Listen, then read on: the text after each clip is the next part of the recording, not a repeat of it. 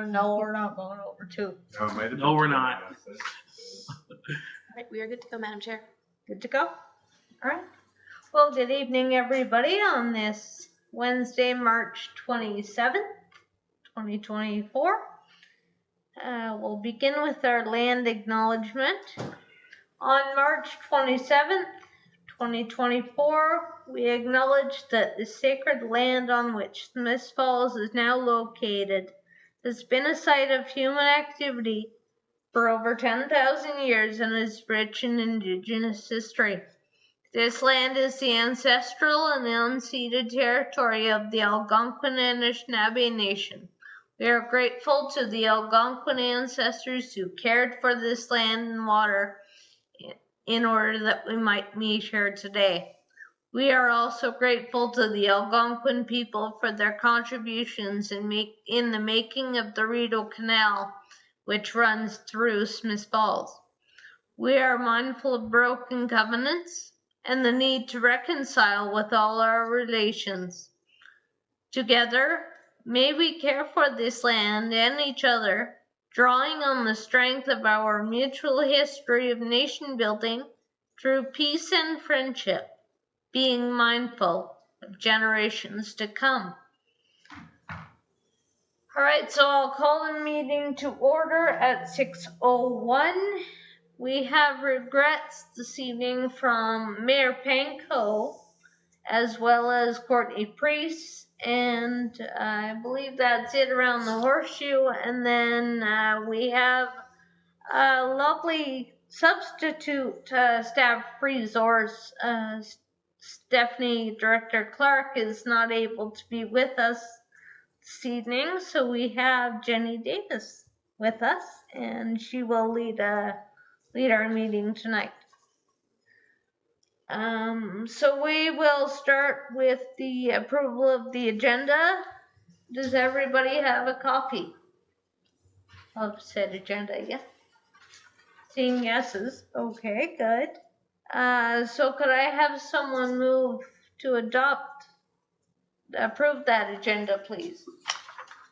Jen, thank you. Could I have someone thank you, Corey, for seconding that. All in favor?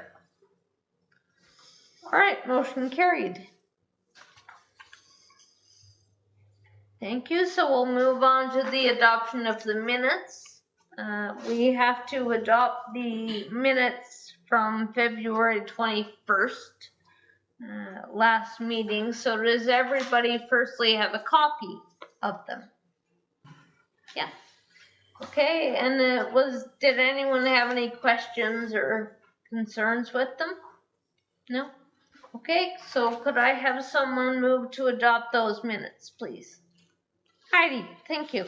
Could I have someone seconder? Councillor McGuire, thank you. Motion carried. All in favor? Motion carried. Good.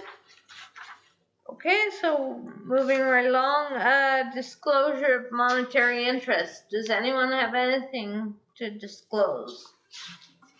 Being none. Okay, so we will skip right down to our delegation, and we are pleased to have a representative from the planning department here to speak to us about the CIP, so I will turn it over to Richard. Good afternoon, everyone. Today I'll be discussing the accessibility provisions for the CIP, the Community Improvement Plan. I'm going to steal that. Thank you. So this will just be a brief overview of the CIP and programs 1 and 2, and then we can do Q&A after. Is that okay?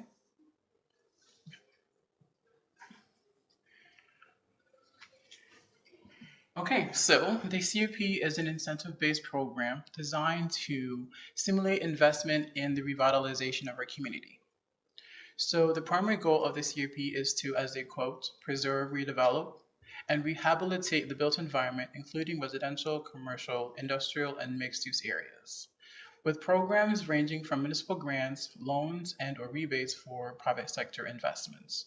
The CIP program helps municipalities set priorities for town-led initiatives that complement the private sector investments. So the main goals of the CRP is to improve accessibility of buildings in town, promote and encourage development of attainable housing, stimulate the local economy, and promote and encourage redevelopment of vacant, potentially contaminated brownfield sites in town.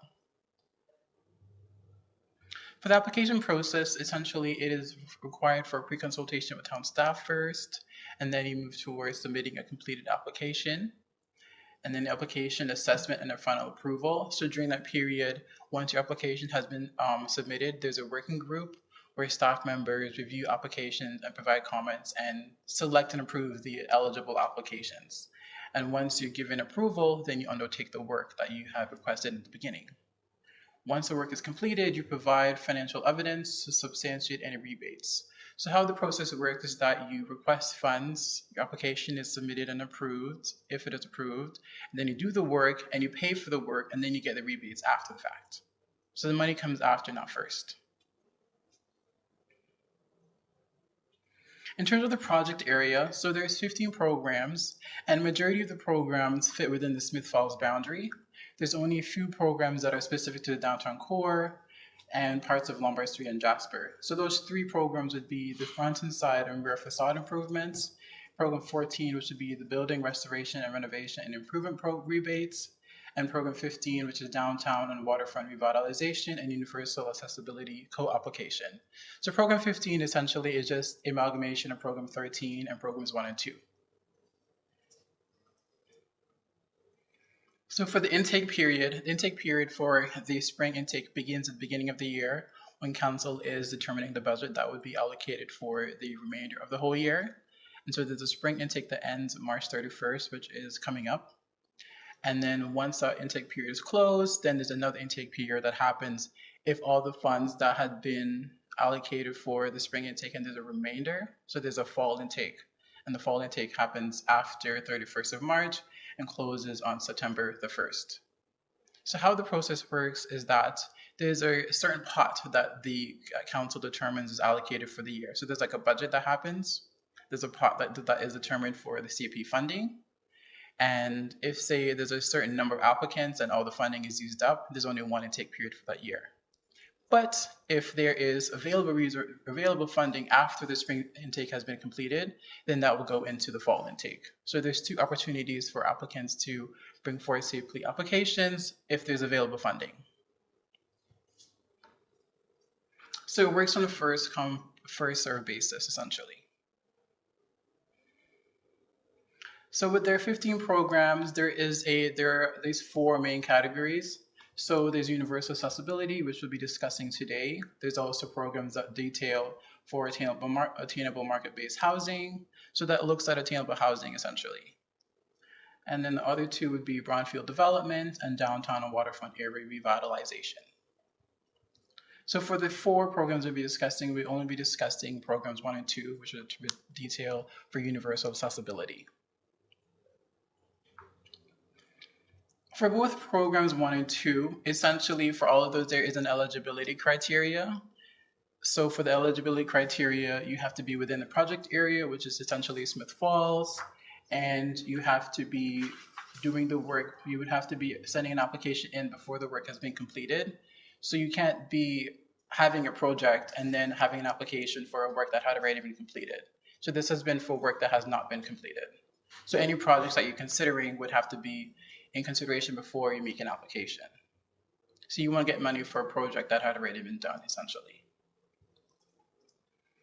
And so the application, typically you'd have to be submitting architecturally drawn details. So typically there'd be a site sketch or there'd be interior drawings. So to show the kind of work that you're looking to be doing.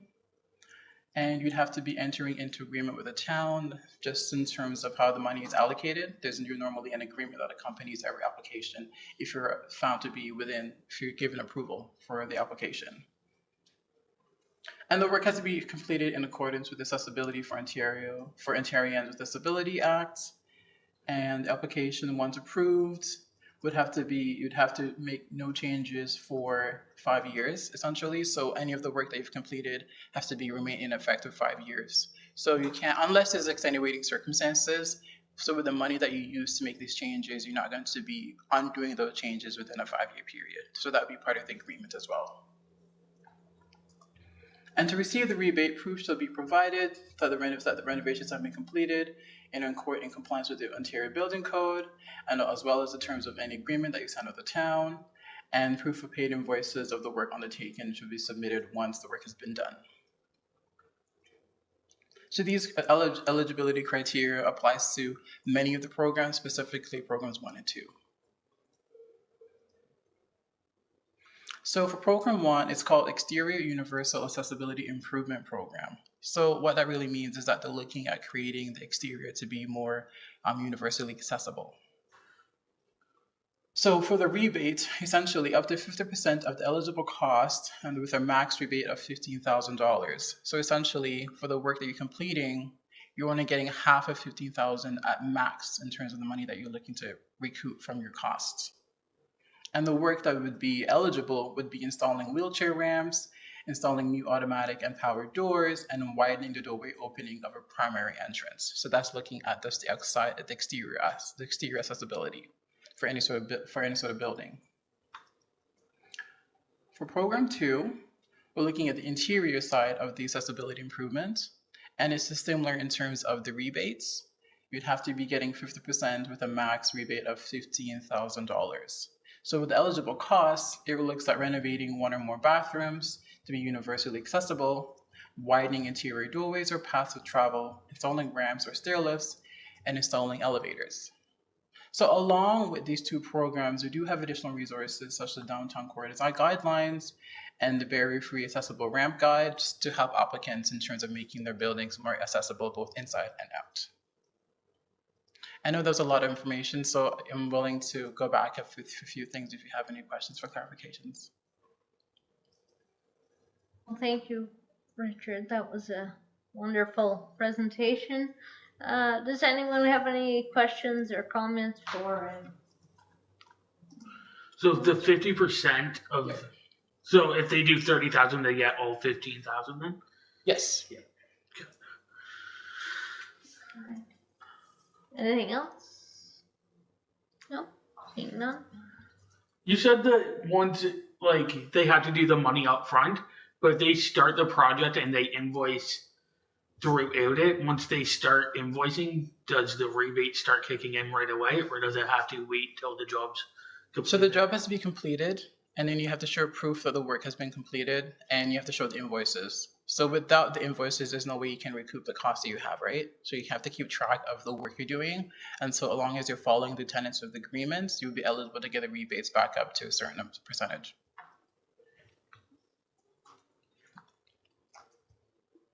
I think that wraps it up. I'm just trying to think. No, I think you've explained everything very well, and Thank you. that's certainly some very valuable information that we will definitely use as we move forward. I know we are looking at doing some projects and involving CIP grants, so it's very beneficial that we have this information. So thank you very much. Okay. I have one more question, if it's okay, Lucy. Yeah, sure.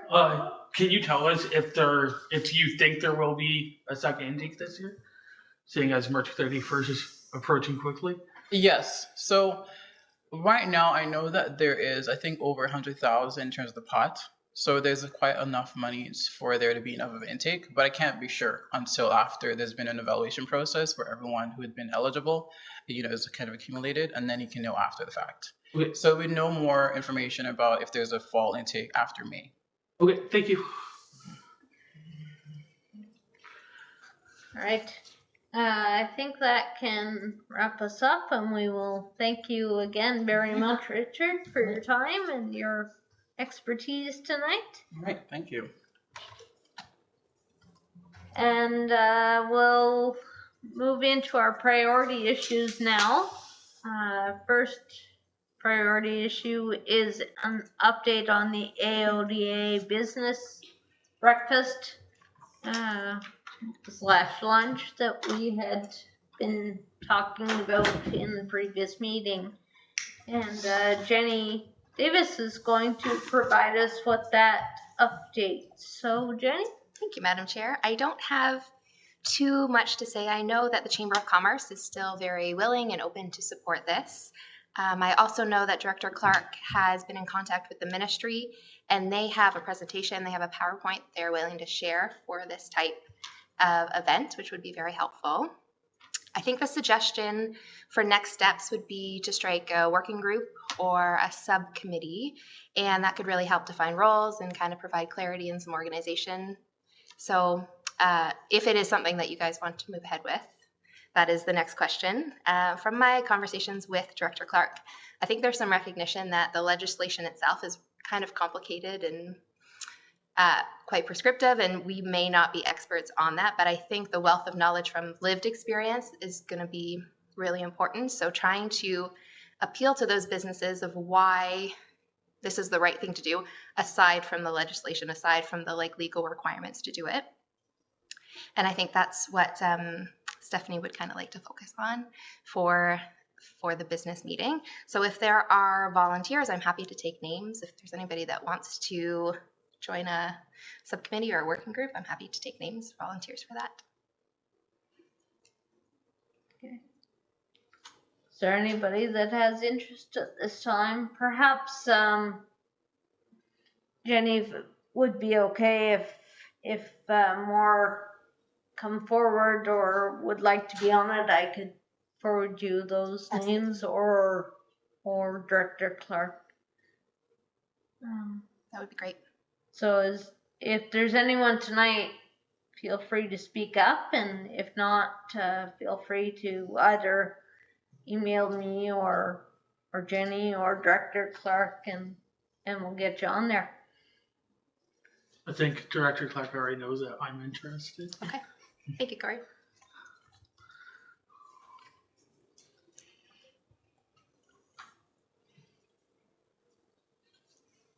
And of course, we'll make sure that Mayor Panko and Stephanie Cates and Courtney Priest know about this as well, and have an opportunity if they would like to participate in that.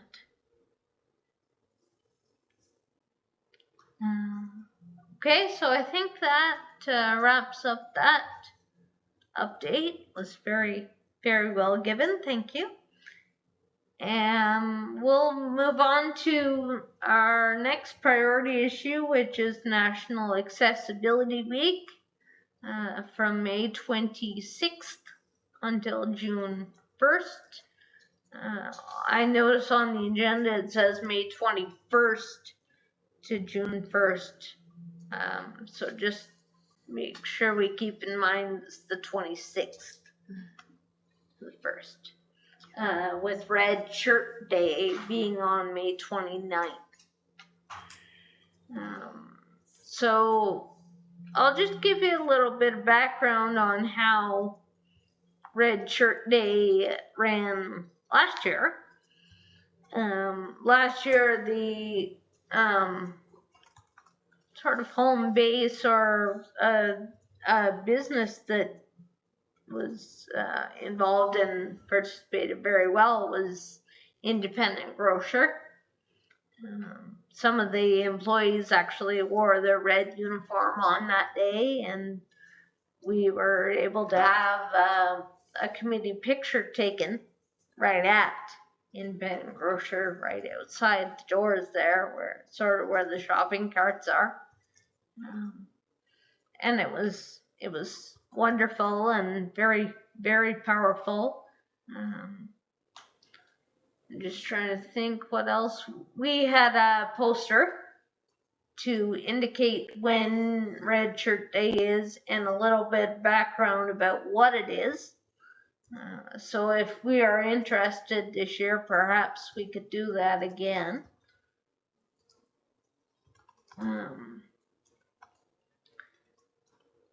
Does anyone have any ideas about a good business or place that we could promote Red Shirt Day this year? Anyone have any? thoughts? No. I had thought possibly the arena, or town square. I know Mayor Panko had said that there was a possibility of having the town square lit up in red that day. So we will talk to him perhaps at our next meeting and see if that's still able to happen. He also did talk about making a proclamation for Accessibility Week, so hopefully he will still be able to do that. That'll be very wonderful to bring some awareness of National Accessibility Week and what kind of work we're doing to support that. So I think that would be very good as well. I know also Heidi had spoken about doing sort of a day in the life activity where people are to act as a person with a disability, whether that means using a cane, using a wheelchair, anything to address any kind of disability. And certainly, Heidi, I still think that's a wonderful idea, and hopefully something that we could maybe get off the ground as well. If everybody's supportive of that, we can move forward in our next meeting, kind of firm that up.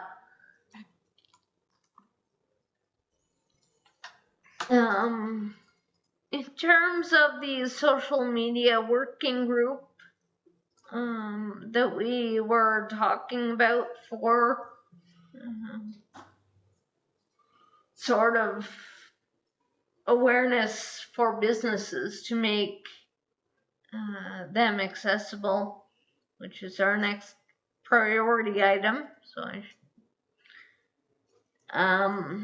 I was able to find an article in the newspaper about an app entitled Access Now, and I think that would be a really great way to make things approachable for businesses. Now, what the app is, it was developed by a gentleman by the name of Sam Graham and a lady by the name of Madeline Turriff.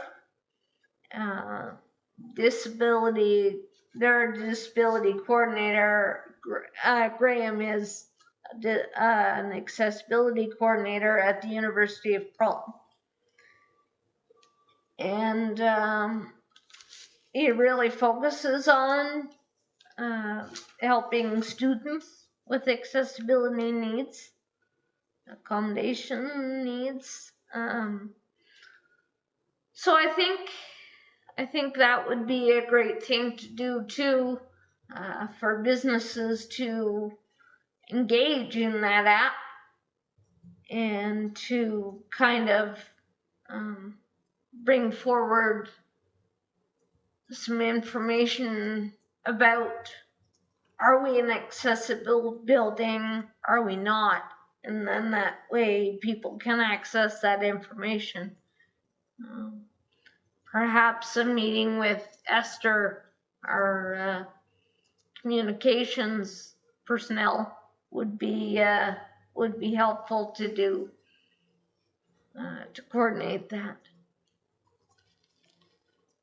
So I think that wraps up that priority issue. Just bear with me for 1 second. We'll move on to item D.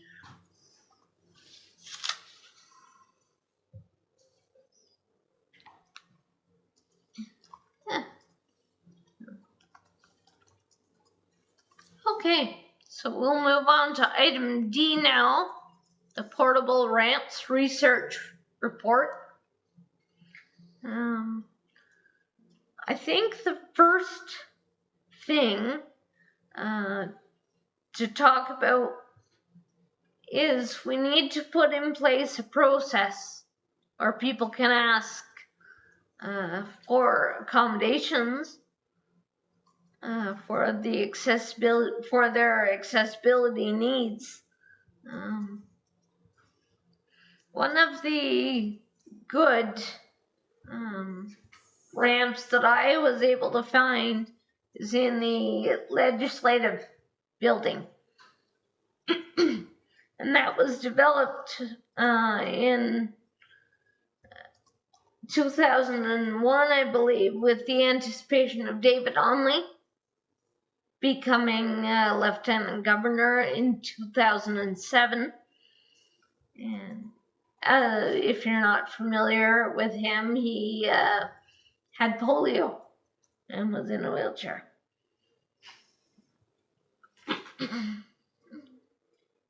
So I thought that really stood out for me. Is there anyone else that was able to find any accessible ramps? Do any research about that? Anyone else find anything? No? Okay, well, we'll perhaps table that for the next meeting. Some of our other members might have some insight into that. So I think that we'll wrap up our priority issues for tonight. We don't have any correspondence items, nor do we have any in camera. So we'll move on and talk about our next meeting date. So are we thinking a month's time would be helpful? Yeah, okay. So April 17th or April 24th. okay. Does anyone have any preference? Anything? Your pick, Chair. Okay. Well, I think a good way to do it, I don't know that we did it last time, but perhaps have a doodle poll and do it that way, and then we can, but I think we will aim for the 17th or 24th, whichever. I know there's lots going on in this room, so whichever date works.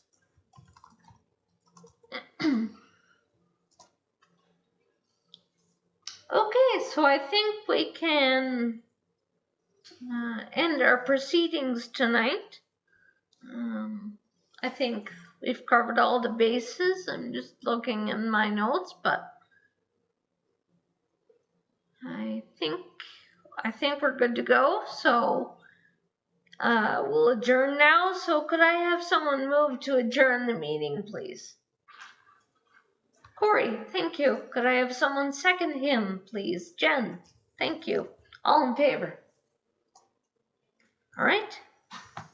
So that motion is carried that the meeting be adjourned at 6:29 and stand so adjourned until the next duly called Accessibility Advisory Committee meeting. Well, thank you very much for being here, everybody, and we'll see you next month.